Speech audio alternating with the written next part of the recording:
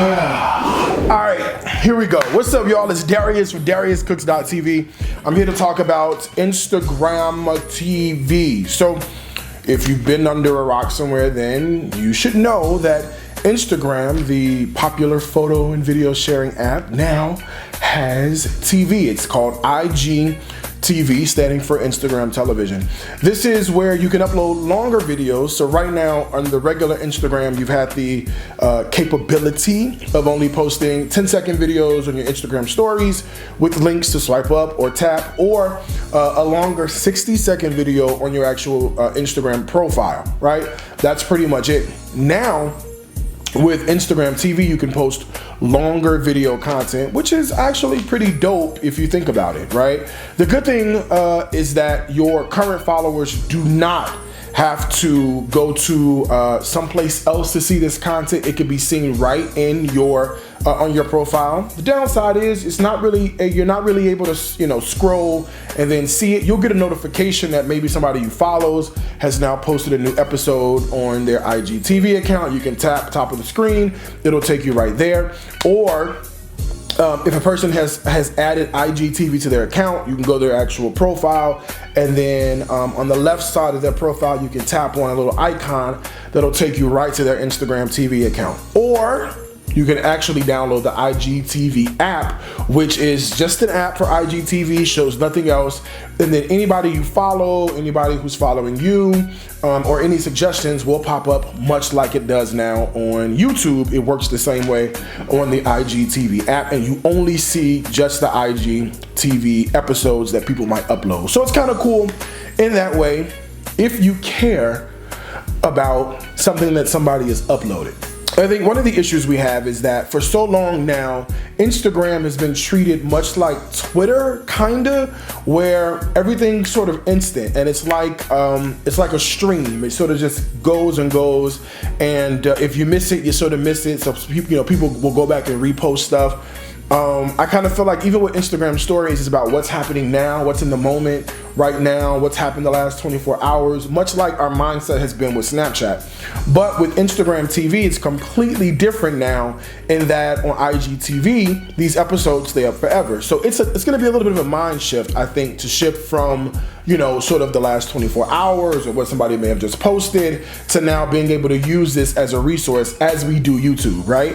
So think about how a person might browse YouTube versus how a person might browse Snapchat or Instagram, and you can see what I mean. The browsing strategies are just two different concepts, and you wouldn't really browse YouTube the same way you browse Instagram. So now they're trying to merge that, so it's going to be a little shift in our minds. The other thing you should know that kind of sucks about this Instagram TV situation is that the Instagram TV videos that you're able to see or able to upload are shown in a vertical format. So if you remember when Instagram stories first came out, everybody's tripping on trying to figure out how to post the Instagram stories because we just couldn't figure out the dimensions. So we post our regular photos that were in our photo library or our regular videos to our Instagram stories. Stuff was getting cut off, stuff was getting realigned and cropped, and it just wasn't working out the way it should have worked out. Now we know how it should go, and it's vertical 9:16. That's the ratio. Well, it's the same thing for IGTV. So it's best view vertical 9:16. Here's the problem with that. Most people who have a library full of content, i.e. DariusCooks.tv, our videos are shot widescreen, horizontal, not vertical, which means that you can post the episodes to your IGTV. The problem with doing that now is that once you post it, it's cropped. You can't really see it. And I don't know if it's worth going back to the drawing board and reshooting all of my video content in this new format. I don't think it makes perfect sense if you ask me. And then another thing is it's all brand new. So basically we're building a brand new repository for Instagram TV of content and videos of, all of our stuff that we do, our demos, putting ourselves out there. we don't really know like how you associate that with a growth strategy at all, right? We don't really know at this point how that works with our current social media strategy or our current posting strategy. It's kind of just up in the air right now, so we're still trying to figure out what sense does it make to even post on Instagram stories, Instagram TV, and how it's going to help our actual brand. So, you know, still a lot to sort of sort through, a lot to understand, and it'll be very interesting to see how content creators and business coaches alike will develop strategies around this whole concept of IGTV, because right now we just don't have one, right? We're just sort of out here trying to figure it all out. I will tell you that you can upload your current stuff. So you can upload your videos, you can upload whatever you've got hanging out in your content library to Instagram or IGTV. But if you do that, just know it's gonna get cropped if it's not in the right dimensions, which obviously sucks, okay?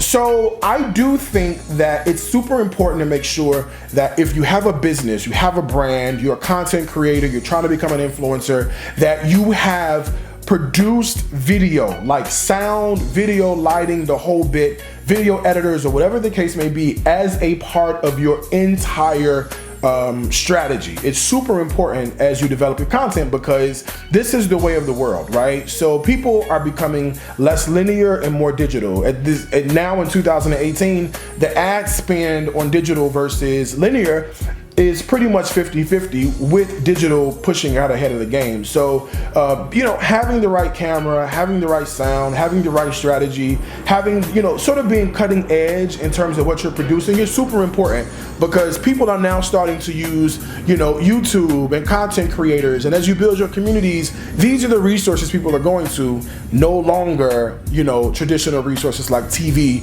where this stuff may have been, which means there's a ton of opportunity for people like you and I who might want to figure out how to monetize our brands in that way, okay? So I just want to leave you with 7 little tips real fast about what you do and how you do video, whether it be live, whether it be pre-recorded, and sort of how and where you post. So these are just like 7 little strategies when it comes to video. All right, so the first one is, wherever you post a video, you want to make sure you choose the right platform, right?